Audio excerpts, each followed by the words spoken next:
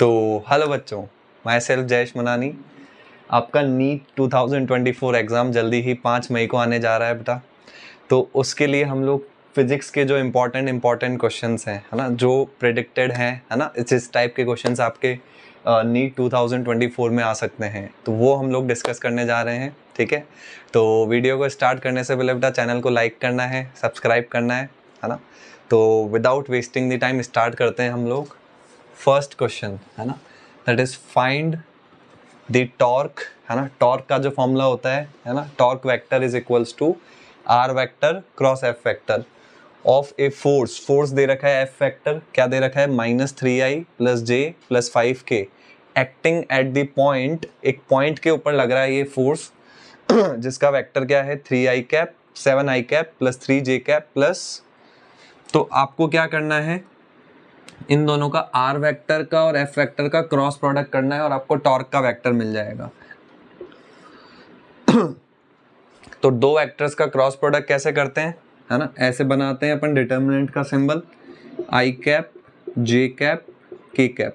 सबसे पहले क्या है आपका आर वेक्टर, तो आर वेक्टर में क्या क्या आ रहा है, देखो 7 आ रहा है, फिर 3 आ रहा है ना, फिर यहाँ पे मल्टीप्लाई में कुछ नहीं है, तो मल्टीप्लाई में कुछ नहीं मतलब 1 लिख सकते हैं, तो ये क्या हो गया 1। फिर एफ वेक्टर में यहाँ क्या आ रहा है, देखो -3, फिर यहाँ पे मल्टीप्लाई में कुछ नहीं है मतलब 1, यहाँ पे मल्टीप्लाई में क्या है 5। तो इन दोनों का हमको क्या करना है, क्रॉस प्रोडक्ट करना है। तो सबसे पहले मैंने क्या लिखा, आई कैप। सबसे पहले आपको आई कैप लिखना होता है, इसके अलॉन्ग रो को छुपाना होता है, कॉलम को छुपाना होता है ना। इसको छुपाया, इसको छुपाया, तो ये 4 बचे, तो this into this minus this into this, है ना। तो 3 × 5 15 माइनस 1 × 1 1, है ना।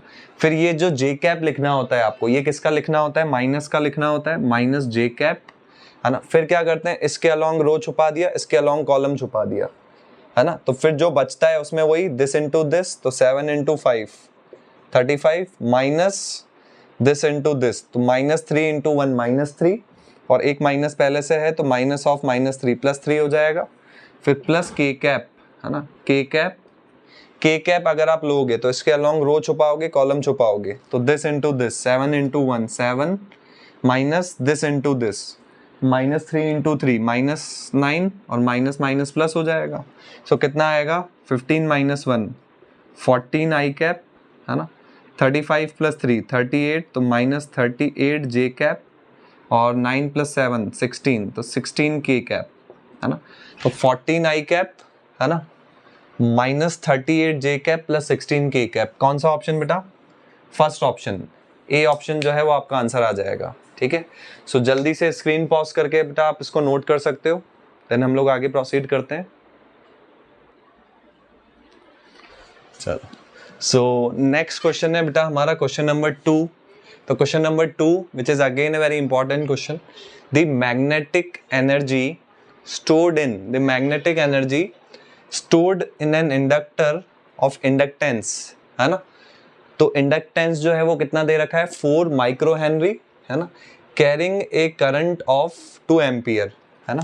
ठीक है, तो ये हमारा इंडक्टर है ना, इसका जो इंडक्टेंस है ना, कैपिटल एल की वैल्यू कितना दे रखा है, 4 माइक्रो हेनरी, है ना। तो माइक्रो का मतलब क्या होता है हमारा 10⁻⁻⁶, तो 4 × 10⁻⁻⁶ हेनरी, है ना। और इसमें जो करंट फ्लो हो रहा है, आई करंट कितना फ्लो हो रहा है, 2 एम्पियर। तो आपको क्या निकालना था, मैग्नेटिक एनर्जी, है ना, कैपिटल ई। तो कैपिटल ई का फॉर्मूला यहाँ पे आपको as a just formula based question है, फॉर्मूला याद होना चाहिए। तो मैग्नेटिक एनर्जी का फॉर्मूला क्या होता है, ½LI², है ना। तो ½ L की वैल्यू कितनी है बताओ, 4 × 10⁻⁻⁶, है ना, इंटू I²। I कितना है, करंट कितना है 2, है ना, तो I की वैल्यू 2 रख देते हैं, तो 2 का स्क्वायर कितना हो जाएगा 4, है ना। तो 2 × 2 = 4, 2 × 4 कितना हो गया 8 × 10⁻⁻⁶, 8 × 10⁻⁻⁶ जूल, है ना। एनर्जी की यूनिट क्या होती है अपनी, जूल होती है। तब 10⁻⁻6 क्या होता है 8, है ना, 10⁻⁻6 मतलब माइक्रो, है ना, उसको ये यूनिट से लिखते हैं। अब बेटा यहाँ पे एक गलती मत करना, 8 देख के इस ऑप्शन पे टिक मत लगा देना, यहाँ पे मिली है ये 10 पावर -3 है, बट हमारा 10 पावर 8 भी आया और 10 पावर -6 मतलब माइक्रो। तो माइक्रो में कौन सा ऑप्शन है बेटा? A option. तो कौन सा आएगा बेटा, है ना?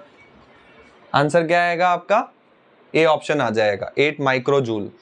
ठीक है, तो जल्दी से इसका स्क्रीन पॉज करके नोट करो, देन हम लोग आगे प्रोसीड करते हैं। ओके, सो थर्ड क्वेश्चन में हमें क्या बोला है बेटा? दी half life of A radio active substance, है ना? एक रेडियो एक्टिव सब्सटेंस है, उसका जो हाफ लाइफ है, मतलब उसकी जो एक्टिविटी है ना, रेडियो एक्टिविटी है, वो हाफ कितने टाइम में हो जाती है? 20 मिनट्स में हो जाती है। तो बोल रहा है how much time the activity of a substance drop to 1/16 of its initial value. बोल रहा है कितने टाइम में एक्टिविटी जो शुरुआत में वैल्यू थी उसका 1/60 टाइम्स हो जाएगी। ठीक है, उतना ड्रॉप हो जाएगी। ठीक है, चलो तो सबसे पहले मान लो जैसे ये रेडियो एक्टिव सब्सटेंस है ना? तो हाफ लाइफ आपको क्या दे रखी है? हाफ लाइफ 20 मिनट्स दे रखी है। तो 20 मिनट में कितना होगा, है ना? 20 मिनट में कितना ड्रॉप होगा? हाफ, है ना? 20 मिनट में कितना ड्रॉप होगा? हाफ। अच्छा, फिर वापस जब 20 मिनट होंगे, है ना, वापस जब 20 मिनट होंगे तो इसका हाफ लाइफ 20 मिनट्स है, तो वापस हाफ ड्रॉप होगा। तो 1/2, है ना, 1/2 का हाफ, है ना, 1/2 का हाफ कितना आया? 1/4, है ना? तो अब कितना डिक्रीज हो जाएगा? अब 1/4 हो जाएगा। ठीक है, फिर और 20 मिनट अगर मैं आगे जाऊंगा और 20 मिनट बाद, हाफ लाइफ 20 मिनट है, तो अब 1/4 का हाफ, 1/4 का हाफ कितना होगा, है ना? यहाँ इतना ड्रॉप हो जाएगा 1/8। ठीक है, और अगर मैं आगे जाऊंगा 20 मिनट, और अगर मैं आगे जाऊंगा 20 मिनट, भाई हाफ लाइफ कितनी है? 20 मिनट्स, तो 1/8 का हाफ, तो 1/8 इंटू 1/2 कितना आ गया? 1/16, है ना? तो आपको यही बोला था, क्या बोला था? In how much time activity drops to 1/16, है ना? तो 1/16 एक्टिविटी ड्रॉप होने के लिए 20 + 20 40 मिनट्स प्लस 20 60 मिनट्स प्लस 20 60 + 20 कितना हुआ? 80। मतलब 80 मिनट्स में उसका जो एक्टिविटी है वो शुरुआत वैल्यू का 1/16 टाइम्स ड्रॉप हो जाएगा। ठीक है, चलो तो स्क्रीन पॉज करके इसको जल्दी से नोट करो, देन हम लोग आगे प्रोसीड करते हैं।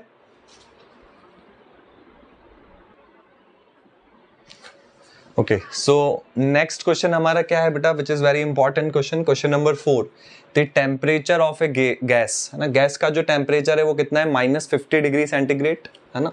टू व्हाट टेम्परेचर द, है ना, जो गैस है उसको किस टेम्परेचर पे अपन हीट करें to be heated so that RMS speed is increased by 3 times. RMS speed उसकी कितनी बन जाए? कितने टाइम्स बढ़ जाए? 3 टाइम्स बढ़ जाए, है ना?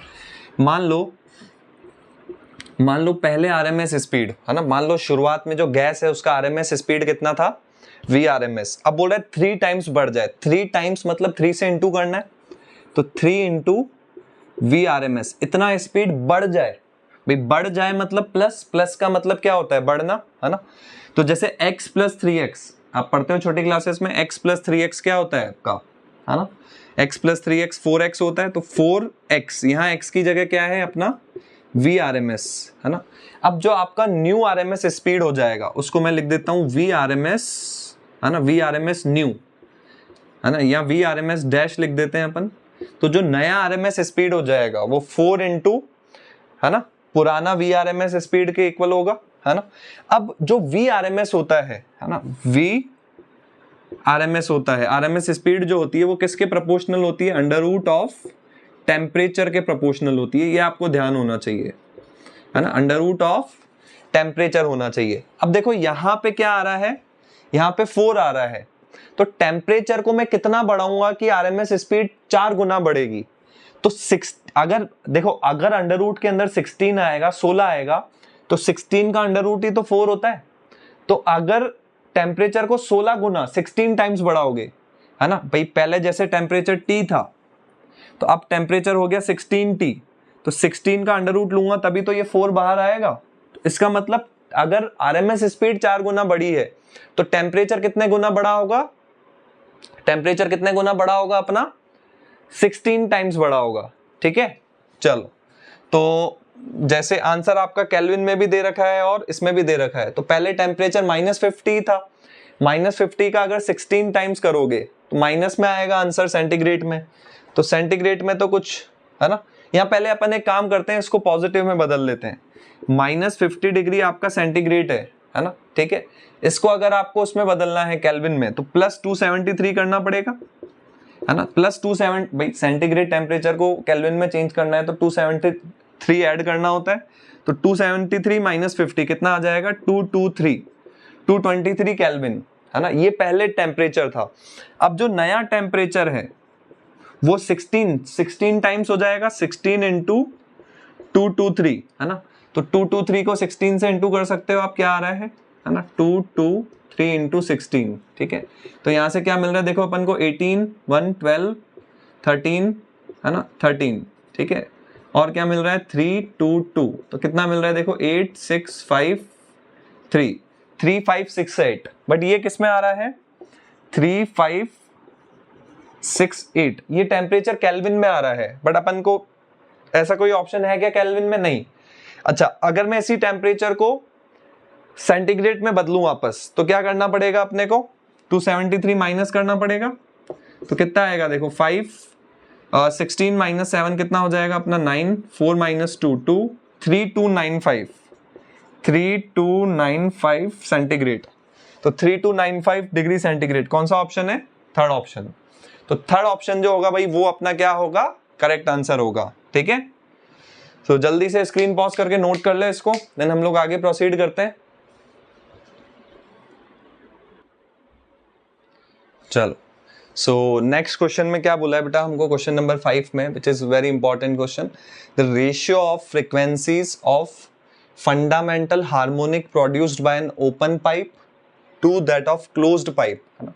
ओपन पाइप की जो फ्रीक्वेंसी है ना, लेट सपोज उसको हमने क्या बोल दिया, एफ बोल दिया, और क्लोज्ड, है ना, एफ सी लिख देते हैं, क्लोज्ड पाइप की जो फ्रीक्वेंसी है, इन दोनों का रेशियो, है ना, निकालना है अपन को, ठीक है। तो ओपन पाइप की जो फ्रीक्वेंसी होती है, अच्छा बोला है सेम लेंथ, पाइप की जो लेंथ है वो दोनों का सेम है, तो ओपन पाइप के लिए क्या होता है, V/2L फ्रीक्वेंसी का फॉर्मूला, क्लोज पाइप के लिए V/4L, लेंथ सेम है दोनों की बोला है ना। तो क्या आ जाएगा देखो, V/2L, है ना, और ये हमने बचपन में पढ़ा है बेटा, ये वैल्यू जब ऊपर जाती है तो रेसिप्रोकल हो जाती है, तो V/4L का reciprocal 4L upon V, V से V कट हो गया, L से L कट हो गया, 2 2 जा 4, और नीचे कुछ नहीं बचा मतलब 1, ठीक है। तो रेशियो कितना आ रहा है देखो, 2:1, रेशियो कितना आ रहा है, 2:1, 2:1 कौन सा ऑप्शन है, सी ऑप्शन। तो ऑप्शन नंबर सी जो होगा that will be the correct answer, ठीक है। चलो जल्दी से स्क्रीन पॉज करके इसको नोट करो, देन हम लोग आगे प्रोसीड करते हैं। ओके, तो next again a very important question बेटा, in a series LCR circuit the inductance is 10 milli henry, है ना, capacitance is 1 microfarad, resistance is 100 ohm, है ना, and the frequency at which the resonance, है ना, रेजोनेंस जहां पे होगा वो फ्रीक्वेंसी निकालनी है। तो रेजोनेंस जहां पे होता है उसका फ्रीक्वेंसी का फॉर्मूला क्या होता है, 1/2 pi under root LC, 1/2 pi under root L into C, ठीक है। चलो तो वैल्यूज पुट करते हैं, 2 पाई की value 3.14 into under root L कितना था हमारा, 10 मिली, है ना, मिली का मतलब क्या होता है, 10⁻³ है ना, इंटू कैपेसिटेंस कितना है, 1 माइक्रोफेरेड, मतलब 1 इंटू 10⁻⁶। चलो तो कितना आ रहा है, यहां से हम लोग सॉल्व करते हैं, 2 इंटू 3.14 कितना हो गया, 6.28, है ना, माइनस मल्टीप्लाई में पावर ऐड होती है, तो -6 -3 -9, यहाँ पावर कुछ नहीं है मतलब 1, तो -9 + 1 -8, है ना, और 10⁻⁸ का अंडर रूट, तो अंडर रूट लेने से पावर आधी हो जाती है, तो -8 का आधा कितना हुआ, -4 हुआ, है ना, ठीक है। तो 10⁻⁻4 ऊपर जाएगा तो कितना हो जाएगा, 10⁻+4 हो जाएगा, है ना, 10⁻+4 हो जाएगा, ठीक है। चलो अच्छा, अब रेडियन पर सेकंड यूनिट हो सकती है क्या, नहीं, रेडियन पर सेकंड तो भाई फ्रीक्वेंसी तो किस में होती है, हर्ट्स में होती है ना, रेडियन पर सेकंड तो यूनिट होगी क्या फ्रीक्वेंसी की, नहीं होगी। तो सेकंड और फोर्थ ऑप्शन तो वैसे ही कैंसिल हो गए, बचा कौन सा option, first option and third option. अब किलो हर्ट्ज बोला है ना, किलो हर्ट्ज बोला है अपन को, ठीक है। तो किलो के लिए 10 पावर 4 को मैं क्या लिख सकता हूं भाई, वैसे तो फ्रीक्वेंसी की यूनिट क्या होती है, हर्ट्ज होती है, तो 10 पावर 4 को मैं लिख सकता हूं 10 इंटू 10 पावर 3, और 10 पावर 3 हमारा किलो हो जाएगा, है ना, तो इसको किलो हर्ट्ज लिख लेते हैं, ठीक है। अब ये जब मैं पॉइंट हटाऊंगा तो पॉइंट के बाद 2 डिजिट हैं तो ऊपर 2 जीरोस जाएंगे, ठीक है। तो 1000 अपॉन 628, तो जब मैं 1000 को डिवाइड करूंगा 628 से, है ना, 1000 को अगर आप, तो पहले एक बार जाएगा 628, फिर समथिंग बचेगा, है ना, तो क्या करना पड़ेगा, पॉइंट लगाना पड़ेगा, मतलब 1 पॉइंट समथिंग आ रही है वैल्यू, और 1 पॉइंट समथिंग एक ही ऑप्शन में, कौन से ऑप्शन में, फर्स्ट ऑप्शन में, तो आंसर आएगा 1.59 किलो हर्ट्ज। भाई देखो यहाँ से माइनस करोगे तो कितना आएगा आपका 2, है ना, फिर 9 माइनस 2 7, है ना, 9 माइनस 6 3, फिर पॉइंट लगाओगे तभी तो जीरो आएगा, है ना, क्योंकि 372 छोटा है 628 से, तो पॉइंट लगाना पड़ेगा। तो कौन सा ऑप्शन, ऑप्शन नंबर 1 जो होगा that will be the correct answer, ठीक है। चलो जल्दी से स्क्रीन पॉज करके नोट कर लो, देन हम लोग आगे प्रोसीड करते हैं।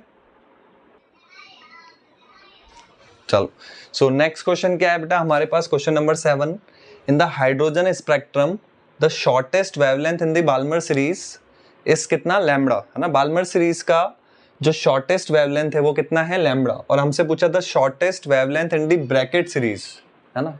तो शॉर्टेस्ट वेवलेंथ, है ना, शॉर्टेस्ट वेवलेंथ के लिए हमारा फॉर्मूला क्या होता है, देखो शॉर्टेस्ट वेवलेंथ कब होती है, जब इन्फिनिटी से उस लेवल की तरफ मूव कर रहा हो, है ना, इन्फिनिटी से कहाँ मूव कर रहा हो, उस लेवल की तरफ, है ना, तो 1 अपॉन इन्फिनिटी 0 होता है। तो शॉर्टेस्ट वेवलेंथ के लिए क्या फॉर्मूला होता है हमारा, है ना, बोला है ना, शॉर्ट, देखो E बराबर क्या होता है, E बराबर HC बाय लैम्बडा, तो लैम्बडा कितना होगा, HC अपॉन E, तो एनर्जी जितना ज्यादा होगा वेवलेंथ उतना कम होगा, तो एनर्जी ज्यादा होने के लिए इन्फिनिटी से मूव करेगा उस लेवल की तरफ, तब हमारा एनर्जी मैक्सिमम होगा, ठीक है। तो एनर्जी मैक्सिमम होगा तो 1 अपॉन इन्फिनिटी तो 0 हो जाएगा, तो शॉर्टेस्ट वेवलेंथ का क्या हो जाएगा, 1 upon lambda R into 1 upon n square, ठीक है।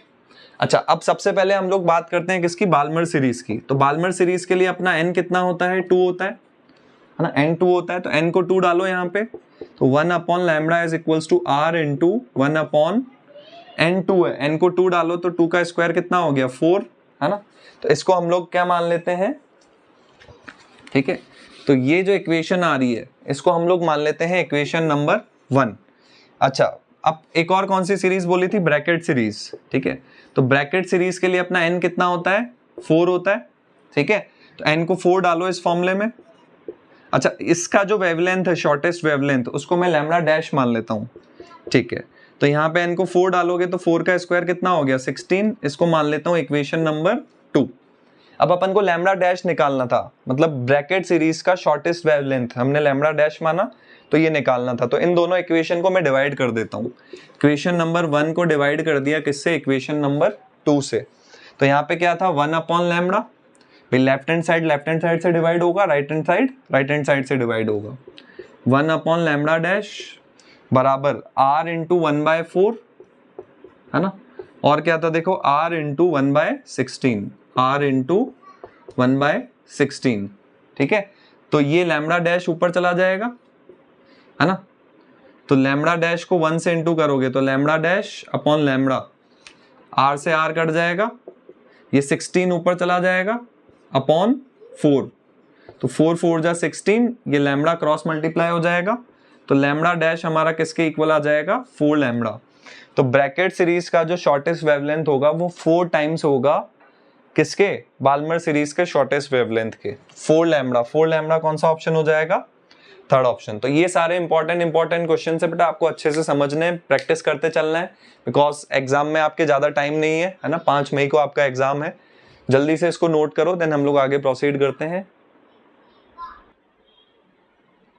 चलो सो नेक्स्ट क्वेश्चन क्या है बेटा हमारे पास, if the galvanometer does not show any deflection, है ना, गैल्वेनोमीटर में के अंदर कोई डिफ्लेक्शन नहीं है, कोई करंट फ्लो नहीं हो रही है, ठीक है, तो वैल्यू ऑफ R, है ना, आपसे R की वैल्यू पूछी है ना, ये आपका जो रेजिस्टेंस है ये R है और ये जो है रेजिस्टेंस आपका ये कितना है 400 ओम, है ना। इस रेजिस्टेंस को अपन क्या ले लेते हैं 400 ओम, ठीक है।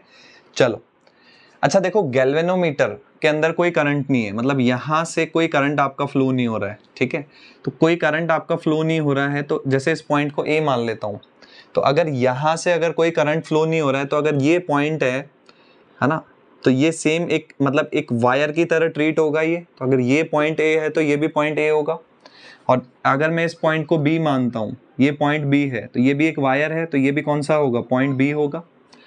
तो देखो बेटा, पॉइंट A और पॉइंट A और B के बीच में क्या वोल्टेज है, 2 वोल्टेज, है ना। तो पॉइंट A और B के बीच में कितना वोल्ट आ जाएगा, 2 वोल्ट, ठीक है। अब इस पॉइंट और इस पॉइंट, है ना, इन दोनों पॉइंट्स के अक्रॉस, है ना, इन दोनों, अब देखो ये अपना सर्किट होगा भाई। यहाँ तो इस वाले पार्ट में तो कोई करंट नहीं जा रही, मतलब जो करंट यहाँ से आएगी, मान लो यहाँ से टोटल I करंट फ्लो हो रही है, तो यहाँ से जो I करंट आएगी वो सारी की सारी करंट कहाँ पे जाएगी, यहाँ पे जाएगी। मतलब सर्किट ऐसे कंप्लीट होगा, करंट ऐसे फ्लो होगी, है ना, इस सर्किट में ऐसे फ्लो होगी, ठीक है। चलो, तो इसका मतलब ये जो वोल्टेज है 10, ये जो वोल्टेज है इस रजिस्टर में और इस रजिस्टर में डिस्ट्रीब्यूट होगा। टोटल कितना वोल्टेज है अपने पास, 10। अब टोटल 10 का वोल्टेज है, 10 में से 2 तो इसके पास आ गया वोल्टेज, तो 10 - 2, 10 - 2 कितना हुआ, 8। तो 8 वोल्टेज इसके पास आएगा, ठीक है। अब करंट तो वही जा रही है, तो इस वाले रजिस्टर में जो करंट का फॉर्मूला क्या होता है ना, V = IR। तो करंट क्या होता है, V/R, वोल्टेज अपॉन R। तो यहाँ पे जो करंट है वोल्टेज अपॉन रेजिस्टेंस, तो वोल्टेज कितना है 8 अपॉन रेजिस्टेंस, रेजिस्टेंस कितना है 400। तो इस वाले रजिस्टर में जो करंट फ्लो हो रही है और इसमें जो करंट फ्लो हो रही है, क्योंकि यहाँ से जो करंट आएगी वो पूरी यहीं पे तो जाएगी। अगर करंट सीधा चली गई तो इसमें डिफ्लेक्शन आ जाएगा, है ना, ये अपनी सुई हिला देगा अगर इसमें करंट आ गई तो यहाँ पे जो करंट आई, करंट का फॉर्मूला वोल्टेज अपॉन रेजिस्टेंस, तो वोल्टेज कितना है 2 अपॉन रेजिस्टेंस इसका R, जो कि हमें निकालना है, ठीक है। तो काट दो, 2 × 4 = 8, 4 से 400 का था तो कितना आया 100, तो यहाँ से 1/100 = 1/R। तो यहाँ कुछ नहीं बचा तो 1, यहाँ कुछ नहीं बचा तो 1, क्रॉस मल्टीप्लाई करो, 1 को R से इंटू करो R, 100 को 1 से इंटू करो 100, तो R कितना आ गया 100। तो रेजिस्टेंस हमारा कितना आ रहा है 100 ओम। 100 ओम कौन सा ऑप्शन है, 4th ऑप्शन। आया समझ में, सोना नहीं है, जल्दी से ये प्रैक्टिस नोट कर लो, स्क्रीन पॉज करो, नोट करो, देन हम लोग आगे प्रोसीड करते हैं। चलो बच्चों, नेक्स्ट क्वेश्चन क्या है हमारे पास, देखो, ए व्हीकल, है ना, a vehicle travels half the distance, है ना, जितनी भी उसको डिस्टेंस चलनी है उसकी आधी दूरी, है ना, आधा डिस्टेंस जो है वो v स्पीड से कवर कर रहा है और बाकी की जो आधी दूरी बची है वो 2v की स्पीड से कवर कर रहा है। तो आपको क्या निकालनी है, एवरेज स्पीड निकालनी है ना। तो ये भी बेटा देखो डायरेक्ट फॉर्मूला बेस्ड क्वेश्चन है। मान लो इस पॉइंट से इस पॉइंट तक जाना है तो आधी आधी दूरी, तो अपन इसका डायरेक्ट फॉर्मूला होता है, मान लो अगर आधी दूरी, है ना, आधी डिस्टेंस v1 स्पीड से जा रहा है और अगर आधी डिस्टेंस v2 स्पीड से जा रहा है, मान लो ये डिस्टेंस x है और ये भी डिस्टेंस कितनी है x, तो अगर आधी डिस्टेंस v1 से स्पीड से जा रहा है और आधी डिस्टेंस v2 स्पीड से जा रहा है, तो एवरेज स्पीड का डायरेक्ट फॉर्मूला होता है ना, there is a direct formula for average speed, क्या होता है 2v1 v2 upon v1 + v2, ये डायरेक्ट फॉर्मूला होता है एवरेज स्पीड का। इंपॉर्टेंट है ये कॉन्सेप्ट, इसके ऊपर क्वेश्चंस बनते हैं आपके नीट एग्जामिनेशन में। चलो, तो एवरेज स्पीड, तो पहले v1 पहले किस स्पीड से गया, v स्पीड से, तो v1 मेरा क्या हो गया, v हो गया, v2 मेरा क्या हो गया, 2v हो गया। चलो फॉर्मूले में वैल्यू डाल देते हैं, 2v1, v1 कितना था v, v2 कितना था 2v, नीचे भी वैल्यू डाल देते हैं, v1 की जगह v डाल देते हैं, v2 की जगह 2v डाल देते हैं। चलो तो कितना आ रहा है 2 × 2 4, है ना, v × v, v स्क्वायर, और 2v + v कितना 3v, v एक v से एक v स्क्वायर कटेगा तो एक v बचेगा, तो कितना आ गया देखो 4v और नीचे क्या बचा 3, 4v/3, 4v/3 कौन सा ऑप्शन है, 4th ऑप्शन। ठीक है। अच्छा, इस क्वेश्चन को बेटा आप लॉजिकली भी समझ सकते हो, है ना, इस क्वेश्चन को आप लॉजिकली भी समझ सकते हो, है ना। जैसे v का और 2v का एवरेज लेना है भाई, जैसे फॉर एग्जांपल दो नंबर है 2 और 4, है ना, दो नंबर है 2 और 4, अगर मुझे 2 और 4 का एवरेज लेना है तो एवरेज क्या होता है, सम ऑफ ऑब्जर्वेशन, मतलब सम का मतलब दोनों को ऐड करना अपॉन नंबर ऑफ ऑब्जर्वेशन। तो 6/2 कितना आया, 3। तो 3 क्या है, इन दोनों के बीच में है ना। तो अगर आप दो नंबर्स का एवरेज निकालते हो तो आपको उनके बीच की वैल्यू मिलती है ना। तो वैसे ही हम लोग यहाँ पे क्या कर रहे थे, v का और 2v का एवरेज निकाल रहे थे। तो v का और 2v का एवरेज v और 2v के बीच में ही तो आएगा, v से छोटा थोड़ी होगा। तो ये वैल्यू v से छोटी है, 3v/4, है ना। v का 3/4, है ना, 3/4 कितना हुआ, 0.75, छोटा ही है ना, 1 से तो छोटा है ना। v/3 ये भी v से छोटा है, 2v/3 भी v से छोटा है, हाँ 4/3 v से बड़ा है ना, ठीक है। चल, तो आंसर कौन सा ऑप्शन हो जाएगा, फोर्थ ऑप्शन। तो ये भी इंपॉर्टेंट क्वेश्चन है बेटा, स्क्रीन पॉज करके नोट कर लो, देन हम लोग आगे प्रोसीड करते हैं। चल, सो नेक्स्ट क्वेश्चन क्या है बेटा अपना, question number 10। A bullet is fired from a gun, एक गन है जिससे हम लोग एक बुलेट फायर कर रहे हैं एट द स्पीड ऑफ, है ना, एक गन है जिससे हम लोग एक बुलेट फायर कर रहे हैं, स्पीड कितनी है 280 मीटर पर सेकेंड, ठीक है। चलो, और डायरेक्शन किस डायरेक्शन में बोला है, 30 डिग्री, 30 डिग्री के एंगल पे हम लोग फायर कर रहे हैं, है ना, ठीक है। अब वो हॉरिजॉन्टल, हॉरिजॉन्टल से ऊपर, तो मैक्सिमम हाइट, तो मैक्सिमम हाइट का फॉर्मूला क्या होता है, u² sin² θ/2g, ये हमारा मैक्सिमम हाइट का फॉर्मूला है। सब कुछ दे रखा है, बस आपको वैल्यू पुट करनी है। तो u कितना दे रखा है, स्पीड किस स्पीड से फायर हुई, 280, तो 280 का स्क्वायर दैट इज 280 इंटू 280, ठीक है। थीटा एंगल कितना है 30 डिग्री, तो sin 30 1/2 का स्क्वायर 1/4 अपॉन, है ना, 1/4, तो 1/4 इंटू 2, नीचे क्या है देखो 2, और g की वैल्यू आपको दे रखी है 9.8, g कितना दे रखा है 9.8। तो इसको सॉल्व कर लेते हैं हम लोग, क्या आ रहा है ना। चलो, तो पॉइंट को हटाऊंगा, यहाँ से पॉइंट हटाऊंगा तो ऊपर क्या जाएगा 10 जाएगा, ठीक है। चलो, तो 2 से कट कर देते हैं इसको, अपन कितना आ रहा है 140, ठीक है। 2 2 जा 4, इसको भी 2 से काटते हैं तो कितना आएगा 140, और इसको अगर आप 2 से काटोगे तो कितना आ जाएगा 70, तो कितना आ जाएगा 14, देखो यहाँ पे 14 है और यहाँ पे 7 है, तो 14 इंटू 7 98, और एक 0 यहाँ पे आ रहा है, एक 0 यहाँ पे आ रहा है, और एक 0 ये रहा, अपॉन 98। तो 98 से 98 कटेगा तो 1 बच जाएगा, और बाकी 3 जीरोस बचे, देखो 1 2 3। तो मैक्सिमम हाइट हमारा कितना आ रहा है 1000 मीटर। तो 1000 मीटर हमारा कौन सा ऑप्शन है, फोर्थ ऑप्शन, है ना। तो ये बेटा कुछ क्वेश्चन है जो इंपॉर्टेंट है ना, डायरेक्ट फॉर्मूला बेस्ड है। चलो, जल्दी से इसको स्क्रीन पॉज करके नोट करो, देन हम लोग आगे प्रोसीड करते हैं। चलो, सो नेक्स्ट क्वेश्चन क्या है बेटा, next again very important question, इस टाइप के क्वेश्चंस भी आपके नीट एग्जामिनेशन में बनते हैं, इक्विवेलेंट कैपेसिटेंस के ऊपर, है ना। चलो, तो ए और बी के बीच में हमें क्या निकालना है, इक्विवेलेंट कैपेसिटेंस निकालना है, ठीक है। तो कैपेसिटेंस जो होता है वो जैसे रेजिस्टेंस काम करता है वैसे काम नहीं करता है ना। तो रेजिस्टेंस में क्या होता है, जब सीरीज में होते हैं, है ना, तो ऐड होता है। जैसे फॉर एग्जांपल ये 2 ओम और ये 3 ओम, तो अगर सीरीज में अगर ये होते हैं तो रेजिस्टेंस ऐड हो जाता है 2 + 3। और आपको पता है बेटा कैपेसिटेंस में उल्टा होता है, अगर पैरेलल में होते हैं तो ऐड होता है, ठीक है। तो अगर मैं इन दोनों का पैरेलल कॉम्बिनेशन ऐड कर दूं, 3 + 3 3 माइक्रोफेरेड + 3, तो 3 + 3 कितना हो जाएगा 6 माइक्रोफेरेड, है ना। तो सबसे पहले हमने क्या किया, इन दोनों का इक्विवेलेंट, इनको सॉल्व कर दिया, पैरेलल में थे कैपेसिटेंस तो ऐड हो जाएंगे, ठीक है। अब सीरीज में आ गए, है ना। तो सीरीज में अगर हमें, जैसे मान लो ये C1 है ये C2 है, तो सीरीज में अगर हमें इक्विवेलेंट कैपेसिटेंस निकालना होता है तो C1 और C2 का इक्विवेलेंट क्या होता है हमारा, C1 C2 upon C1 + C2। तो C1 कितना है देखो 3, C2 कितना है 6 अपॉन C1 मतलब 3 + C2 मतलब 6, तो 3 × 6 18 और 3 + 6 9, तो 9 2 जा तो 2 माइक्रोफेरेड। ठीक है, तो इसको आप स्क्रीन पॉज करके नोट कर सकते हो बेटा।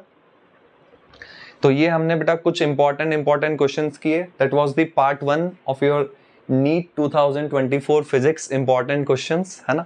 इसके बाद पार्ट 2 हम लोग लाएंगे जिसमें हम लोग और इंपॉर्टेंट क्वेश्चंस करेंगे। सो टिल योर एग्जाम मैं आपके साथ जुड़ा रहूंगा, तो आपको भी मेरे साथ जुड़े रहना है। ठीक है, चैनल को लाइक करना है, सब्सक्राइब करना है ना। सो मिलते हैं नेक्स्ट लेक्चर में, तब तक के लिए बाय, थैंक यू।